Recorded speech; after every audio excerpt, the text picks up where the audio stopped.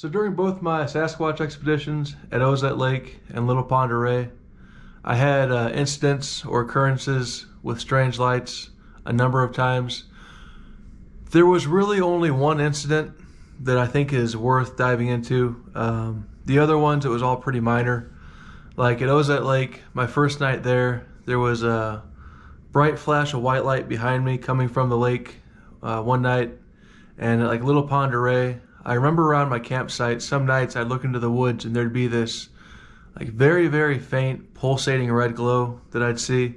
But there could be scientific explanations for that.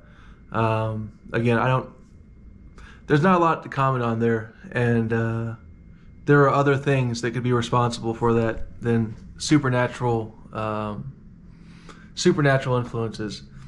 But the one incident that was very, very strange, I'm pretty sure it happened in July at Little Pend Oreille, the same campsite where I heard the creek incident and where most of the activity was happening. But it was right before I fell asleep. It was like close to midnight. And I remember like right before I fell asleep, these super bright lights shoot in from my back window. And instantly I start freaking out because I think it's a car and I think it's someone's brights and they're coming up to mess with me or steal my shit, or best case scenario, they're just lost. But either way, I'm pretty much naked. So like I'm like scurrying to get clothes on, and the light gets closer and closer, and then it goes over my car and just disappears. And it didn't make any noise or anything. I don't think there's any sort of explanation that the scientific community can give for how that could happen, because it was a light flying parallel with the ground, and I feel like it was interacting with me because it was like right when it got past my car, it just disappeared.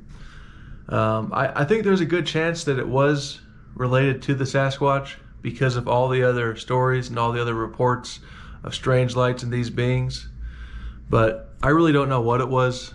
It's just weird, just one of those things, one of the major things that stuck with me through the expedition.